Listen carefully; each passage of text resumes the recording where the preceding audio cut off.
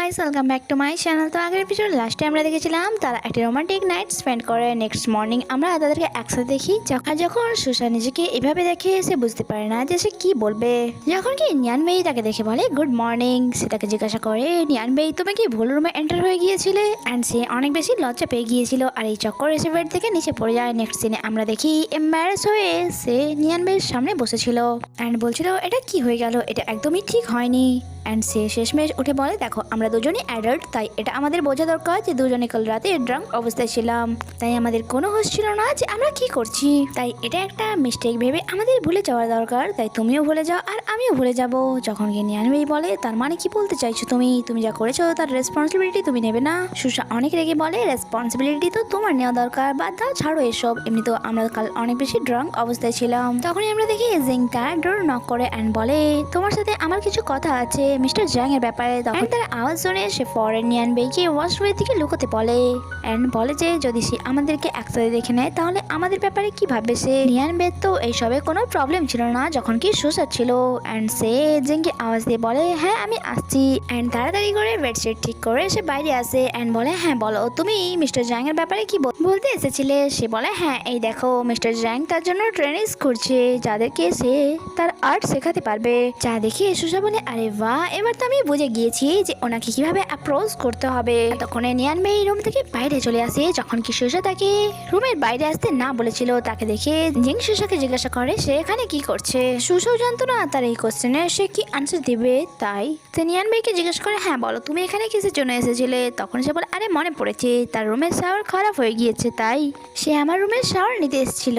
But যেভাবে নিয়ান বেই জিংকে দেখছিল সে যেন এটাই ইশারাতে বোঝাচ্ছিল যে সুসা শুধুমাত্র আমার, তাই তুমি তোমার রাস্তা দেখে নাও। তারপর জিং সেখান দিয়ে চলে যাচ্ছিল। সুসা নিয়ান বেইকে বলে আমার রেকর্ডিং তোমার শাওয়ার নেওয়া হয়ে গিয়েছে, তাই তোমারও এখান থেকে এখন যাওয়া দরকার। ওকে কোনো ব্যাপার নয়, তুমি যদি না যাও তাহলে আমি চলে যাচ্ছি। এটা বলে সে রুমের ভেতরে চলে যায়। এদিকে জিং এর নজর যায় নিয়ান বেইয়ের গলার লাভ বাইটের ওপর। নেক্সট সিনে আমরা আবারও সুসা আর নিয়ান বেইকে দেখি তারা মিস্টার জাং এর কাছে আবারও যায় ওনাকে কোলাবরেশনের জন্য রাজি করাতে যে আমরা অন্যান্য ইনফ্লুয়েন্সারদের মতো নই যে নিজেদের ফায়দাটাই বুঝবো, আমরা সত্যি ট্রেডিশনাল আর্টকে প্রমোট করতে চাই। যখন কি মিস্টার জ্যাং তো এখনও তাদের কথার কোনো রেসপন্স করছিল না, কারণ মিস্টার জ্যাং এর তাদের উপর বিশ্বাস ছিল না। তাই শেষমেশ নিয়ান বেই বলে আপনিই ভাবুন যদি আপনি আপনার আর্টকে কাউকে প্রমোট করতে না দেন তাহলে কেউ আপনার আর্টে কি করে ইন্টারেস্ট দেখাবে। এন্ড তার এই কথা শুনে মিস্টার জ্যাং এর অনেক বেশি রাগ হয়, বাট তিনি ভালো করে জানতেন যে সে ঠিকই বলেছে। তখনই সেখানে এক ছেলে এসে বলে এটা কি মিস্টার জ্যাং এর বাসা, আমি ওনার কাছ থেকে ট্রেডিশনাল আর্ট শিখতে এসেছি। যা শুনে তো মিস্টার জ্যাং অবাক হয়ে যায়, কারণ তিনিও স্টুডেন্ট খুঁজছিলেন। তখন সেখানে একটি মেয়েও আসে যে ট্রেডিশনাল আর্টই শিখতে এসেছিল। তারা দুজনেই জানায় যে আমরা মিস্টার লুইসের প্রমোশনাল ভিডিও দেখি, যেভাবে তিনি ট্রেডিশনাল আর্টকে প্রমোট করেছে আমাদের মনে হলো যে আমাদের এটা শেখা দরকার। অ্যান্ড তাদেরকে দেখে মিস্টার জ্যাং অনেক বেশি খুশি হয়। নিয়ান বেই বলে দেখেছেন আপনি যদি আমাদের সাথে কোলাবরেশন করে তাহলে আপনার আর্ট কত বেশি প্রমোট হবে। যা শুনে তো এবারে খুশি খুশি মিস্টার জ্যাং তাদের সাথে কোলাবরেশন করতে রাজি হয়ে যায়। অ্যান্ড তাদেরকে বলে আমি আশা করছি তোমরা আমাকে ডিসঅ্যাপয়েন্টেড করবে না। সুশা বলে আপনি চিন্তা করবেন না, আমরা আপনার সম্মান রাখবো। যখন কি মিস্টার জ্যাং ওই দুই স্টুডেন্টকে নিজের আর্ট দেখানোর জন্য নিয়ে যায়। অ্যান্ড এখানে সুশা বলে আমি বুঝতে পারছি না যে মিস্টার লুইস আমাদের হেল্প কেন করছে, আমিও দেখতে চাই তিনি কি আমার ভিডিও পোস্ট করেছে। আর যখন মিস্টার লুইসের অ্যাকাউন্টে সে মিস্টার জ্যাং এর বাসার ফটো দেখে সে অবাক হয়ে ভাবে যে এটা মিস্টার লুইস কোথা থেকে পেলো।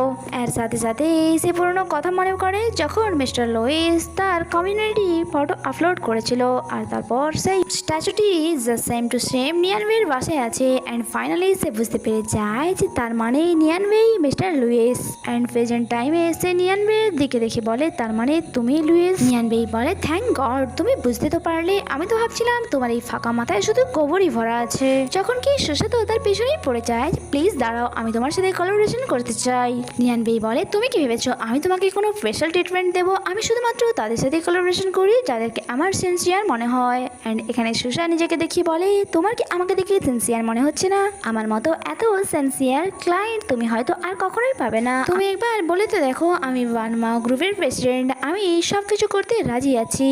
নিয়ানবেই বলে সবকিছু? দেখো, শুধুমাত্র মুখে বললে সে সিনসিয়ার হয়ে যায় না, তাকে দেখাতে হয়। এটা বলে সে সেখান দিয়ে চলে যায়। আর সুশাও তার পেছনে পেছনে দৌড়ে যায়। নেক্সট সিনে আমরা তাদেরকে আবারও একসাথে দেখি, যেখানে সুশা তাকে তাদের প্রোডাক্টের ব্যাপারে বলছিল অ্যান্ড এটাও বলছিল যে আমরা কিভাবে কাজ করব।